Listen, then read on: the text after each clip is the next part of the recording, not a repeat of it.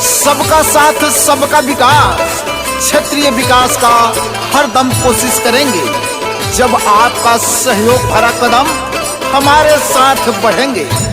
गोरिया कोठी जिला परिषद क्षेत्र संख्या 35 से कर्मठ, ईमानदार, सुयोग्य एवं शिक्षित युवा प्रत्याशी भुट्टू भाई।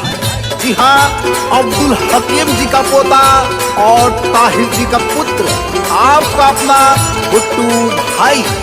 जी हाँ, भुट्टू भाई जिनका एकमात्र लक्ष्य है क्षेत्र संख्या 35 का विकास।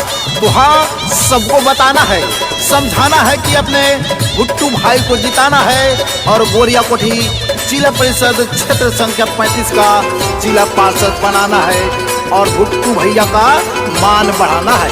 सुना ये काका जैसे जैसे दिनवा बीतता, सुना ये भैया जैसे जैसे दिनवा बीतता, सगरो भइल बहाला भुट्टू भैया जीतता, सगरो भइल बहाला भुट्टू भैया जीतता।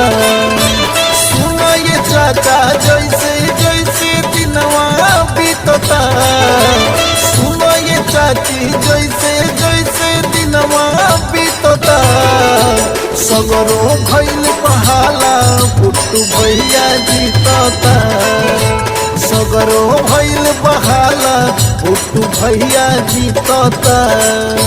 ए भैया, ए चाचा, ए काका, सबके बतावे के बा, समझावे के बा। गोरिया कोठी जिला परिषद क्षेत्र संख्या 35 से कर्मठ, ईमानदार, सुयोग्य एवं शिक्षित युवा प्रत्याशी भुट्टू भैया के जितावे के बा। अपना गोरिया कोठी जिला परिषद क्षेत्र संख्या 35 में विकास के झंडा लहरावे के बा, याद रखे के बा। पहिला बवादा गोरिया कोठी के विकास हो, भैया के जिताई सब कर पूरा करी है आस हो। ए भैया, गाँव गाँव विकास होई, सबके आस पूरा होई, ध्यान देवे के बा। पहिला बवादा क्षेत्र 35 के विकास हो, भैया के जिताई सब कर पूरा करी है आस हो। सोची कि अब की कितना सुंदर जिला परिषद मिलता, सोची कि अब की कितना सुंदर जिला परिषद मिलता, सगरो भइल बहाला भुट्टू भैया जीतता, सगरो भइल बहाला भुट्टू भैया जीतता। ना भूले के बा, ना भुलावे के बा, ना भूले के बा, ना भुलावे के बा। भुट्टू भैया के अब की जिला पार्षद बनावे के बा। ए भैया, याद रखे के बा, सबके बतावे के बा, समझावे के बा। गोरिया कोठी जिला परिषद क्षेत्र संख्या 35 से कर्मठ, ईमानदार, सुयोग्य एवं शिक्षित युवा प्रत्याशी भुट्टू भैया के जितावे के बा। अपना भुट्टू भैया के आसरा के पूरा करे के बा।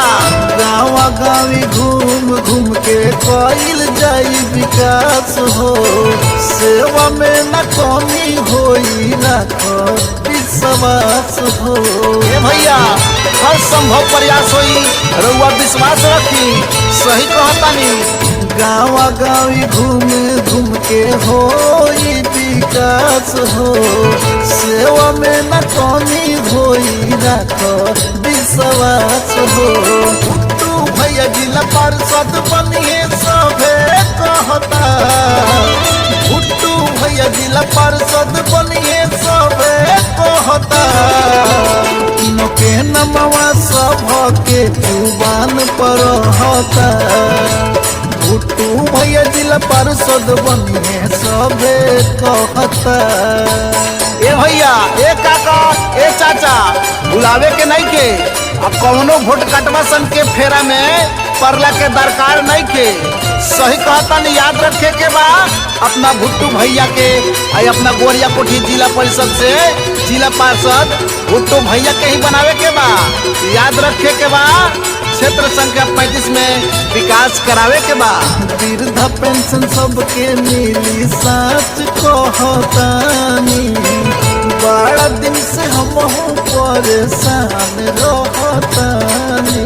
ए काका एकदम सही कहतानी, सब केहू के वृद्धा पेंशन मिली हो, याद रखे के बा। वृद्धा पेंशन सबके मिली सच कहतानी, बड़ा दिन से हम परेशान रहतानी।